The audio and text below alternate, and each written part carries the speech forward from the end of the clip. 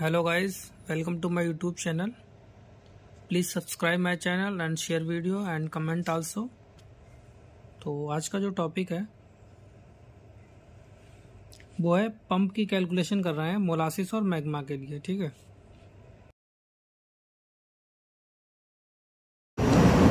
और देखिए ये है मोलासिस के पंप। देखिए सामने ये हैवी मोलासिस लगा हुआ है, तो इस पे हाई फ्लो पंप लगा हुआ है।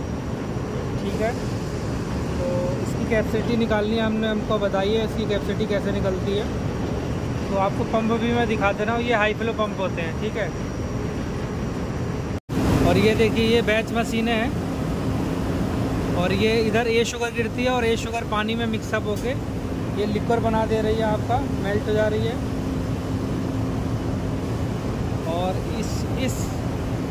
इसके लिए जो पंप लगे हुए हैं वो मैं आपको दिखा रहा हूँ, कौन से पंप लगे हुए हैं।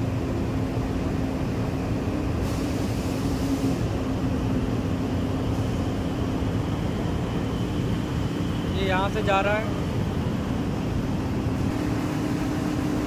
तो इसके लिए हाई फ्लो पंप लगा रखे हैं। ये देखिए ये हाई फ्लो पंप है, और ये हाई फ्लो पंप आपके चल रहे हैं।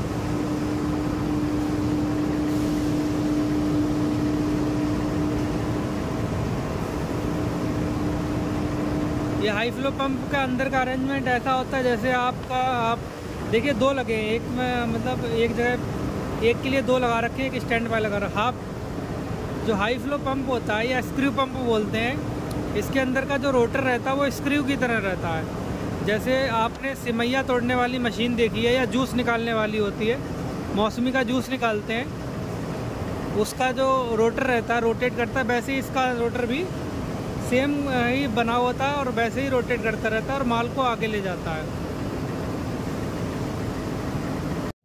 देखिए ये जो है ये अरेंजमेंट दे रखा है, इसका कनेक्शन है पंप पे।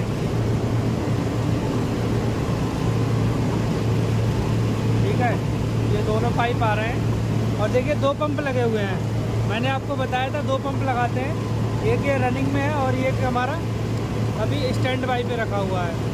ठीक है,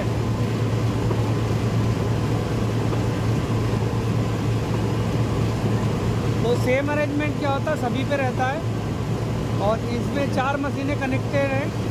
ठीक है, 4 मशीनों के लिए दो पंप लगा रखे हैं, एक ये पंप है एक अलग पंप है। ऐसी 4 मशीनें आगे होंगी, उसके लिए अलग दो पंप लगा रखे हैं।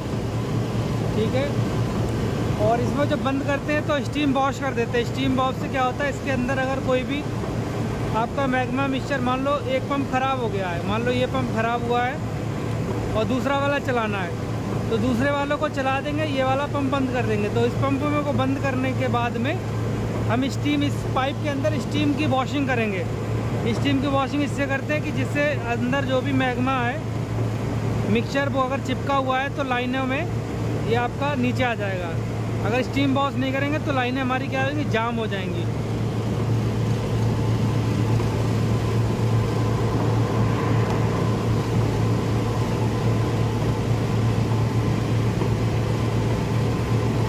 कैपेसिटी की कैलकुलेशन में क्वांटिटी पता होनी चाहिए, तो आपको मोलासिस कितना निकल रहा है उसकी क्वांटिटी आपको पता होनी चाहिए, और मैग्मा कितना निकल रहा है उसकी क्वांटिटी आपको पता होना चाहिए। ठीक है,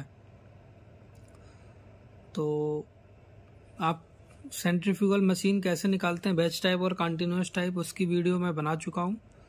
तो किसी भी प्लांट की कैपेसिटीज के अकॉर्डिंग आप सेंट्रीफ्यूगल मशीन निकाल के देख लीजिए कि कितनी आ रही हैं, 4 आ रही, 5 आ रही हैं, 6 आ रही हैं। तो हमने ये एज्यूम किया हुआ है कि जो कैपेसिटी ऑफ एक मशीन है, हमारे पास में 4 मशीनें लगी हुई हैं, सेंट्रीफ्यूगल मशीन है, बैच टाइप है ये। ठीक है, और बैच टाइप 4 मशीनें लगी हुई हैं, और इनकी कैपेसिटी जो गिवन है वो हमें 1750 kg पर चार्ज दी है। कहीं देखो 1250 भी होता, 1750 भी होता kg पर चार्ज, मतलब कि एक बार में इतना ये मैस्किट ले लेगी। ठीक है, और इसके बाद में एवरेज साइकिल जो रहती हैं वो 18 भी रहती हैं, 20 भी रहती हैं, और 16 से 18 के बीच में 20 तक जाती हैं, 22 भी हो जाती हैं कभी कभी। वो डिपेंड करता है कि मशीन की कैपेसिटी कितनी है। ठीक है, और उसका बास्केट साइज कितना है। तो देखिए लगभग जो साइकिल का टाइम रहता है 3 मिनट कहीं कहीं 3 मिनट रहता है, 3.25 मिनट रहता है, 3.5 मिनट भी रहता है, तो वेरी करता रहता। तो 1 घंटे में 3 से डिवाइड कर देंगे तो 18 के आसपास आपकी 1 घंटे में साइकिल आ जाएंगी। ठीक है, समझ में आ गया यहाँ तक। अब इसके बाद में अब देखिए, अब ईच मशीन कैपेसिटी कितनी है, एक हमारे पास में 1750 गुणे 18 साइकिल ले ली हमने। ठीक है, 20 भी ले सकते हो आप, मशीन में देख लीजिएगा आपके यहाँ पे जो मशीन लगी हुई है उसमें कितनी साइकिल, एक साइकिल कंप्लीट होने में कितना टाइम लग रहा है। ठीक है, तो ईच मशीन कैपेसिटी हमने देख ली। तो कैपेसिटी कैसे निकालेंगे, तो जितना चार्ज ले रहा है और कितनी साइकिल है गुणा कर देंगे। ठीक है, ये पर आवर में रहती तो केजी पर आवर हो जाएगा। ये किलोग्राम में आ गया, किलोग्राम को आप टन में डिवाइड कर दीजिए, 1000 से डिवाइड करेंगे तो टन में आ जाएगा, तो 31.5 टन पर आवर ये इसकी एक मशीन की कैपेसिटी है। ठीक है, कि एक मशीन हमारी 31.5 टन पर आवर मैस्किट को हैंडल कर रही है। ठीक है, इसके बाद में देखिए total number of machine working कितनी है, 4 मशीनें वर्किंग हो रही हैं। तो इससे जो हमारा मैस्किट निकलेगा वो टोटल मैस्किट कितने हो जाएगा, हैंडल जो होगा, तो टोटल मैस्किट क्वांटिटी कितनी हैंडल करेगा, तो 31.5 गुणा 4 126 टन पर आवर इसकी टोटल मैस्किट की क्वांटिटी हो जाएगी। ठीक है, चारों मशीन आपकी वर्किंग कंडीशन में है। ठीक है, अब देखिए जो वॉश लगता है, पहला जो वॉश लगता है वाटर का, ठीक है, तो उससे हमारा ए हैवी निकलता है। इसके बाद में ए हैवी के बाद में फिर हमारा ए लाइट निकलता है। ठीक है, अब देखिए तो ए हैवी की जो मोलासिस की मैस्किट जो रहता है, हमने मोलासिस परसेंट मान लिया कि ए हैवी जो हमारा मोलासिस निकलेगा मैस्किट में वो 45 से 48% मैक्सिमम, ये हमने एज्यूम किया हुआ है। ठीक है, आप देख लीजिए कितना होता है आपके यहाँ पे, तो 45 से 48% हमने एज्यूम कर लिया ए हैवी निकलेगा मोलासिस, और ए लाइट मोलासिस हमारा मैस्किट पर से कितना निकलेगा, वो हमारा 15 से 18% हमने एज्यूम कर लिया। ठीक है, अब इसके बाद में देखिए अब हमारे पास में आ जाएगी quantity of a heavy molasses. A heavy molasses की क्वांटिटी कितनी आ जाएगी, देखो 126 टन पर आवर है, 45% हमने देख लिया, तो हमारे पास में आ जाएगा 56.7 टन पर आवर, ये हमारा ए हैवी मोलासिस बन रहा है। ठीक है, और फिर quantity of A light molasses, ये हमारा 126 का 15% हमने ले लिया, तो हमारे पास में 18.9 टन पर आवर आ गया। ठीक है, तो हमारे पास में क्वांटिटी आ गई ए हैवी और ए लाइट की। ठीक है, अब इनकी ये जो क्वांटिटी है इनको पंप किया जाएगा। ठीक है, अब इसको पंप भी किया जाएगा। पंप करने के लिए जहाँ पे इसकी ज़रूरत है, पैन पे ज़रूरत है, तो पैन पे लिया जाएगा क्रिस्टल बनाने के लिए, तो उसको पंप करना पड़ेगा। ठीक है, अब देखिए capacity of a heavy molasses pump, जो भी हम पंप की कैपेसिटी कैलकुलेट करते हैं तो उससे 20-25% जो क्वांटिटी होती है उससे एक्स्ट्रा लेकर चलते हैं। ठीक है, तो हमने मान लिया capacity of a heavy molasses pump की है 20 से 25% एक्स्ट्रा ले ली, तो हम 25% एक्स्ट्रा लेंगे तो 56.7 का 25% एक्स्ट्रा 125 डिवाइड बाय 100 करेंगे, तो हमारे पास में जो पंप की कैपेसिटी आ जाएगी 70.87, मतलब 70 ही ले लो, टन पर आवर आ जाएगी। ठीक है, इसको मीटर क्यूब पर आवर में कन्वर्ट कर लीजिए, डेंसिटी से डिवाइड कर दीजिए, तो डेंसिटी से डिवाइड करेंगे 1.45 होती है, तो मीटर क्यूब पर आवर में आ जाएगा। ठीक है, तो ये क्या हो गई, ये हो गई हमारी हैवी, जो ए हैवी है मोलासिस पंप, उसकी कैपेसिटी आ गई 50 मीटर क्यूब पर आवर, ये अप्रॉक्स में वैल्यू है। ठीक है, इसके बाद में निकालेंगे capacity of A light molasses pump, ये भी हमारा 20 से 25% एक्स्ट्रा ले लीजिए, तो सेम हमारा 25% एक्स्ट्रा निकाल लेंगे। ठीक है, तो ये हमारा लगभग 23 पॉइंट समथिंग आ जाएगा, इसे अप्रॉक्स में 25 टन पर आवर ले लेंगे, इसको भी हम मीटर क्यूब पर आवर में कन्वर्ट कर लेंगे। ठीक है, तो देखिए क्वांटिटी ऑफ ईच पंप, जो क्वांटिटी ऑफ ईच पंप की क्या करेंगे, 2 होंगे, इसके लिए 50 मीटर की हो जाएगा, एक स्टैंड बाई रहेगा और एक हमारा वर्किंग रहेगा, इसके लिए 50 मीटर के पर आवर हो जाएगा, इसके लिए 20 मीटर के पर आवर ले लेंगे, एक हमारा स्टैंड बाई रहेगा, एक हमारा वर्किंग रहेगा। ठीक है, स्टैंड बाई हमेशा रखते हैं क्योंकि मान लो अगर एक पंप खराब हो गया तो दूसरा हमारे पास में होना चाहिए, जिसको हम चला के अपना काम चला लें और जो हमारी प्लांट है वो स्टॉपेज ना हो।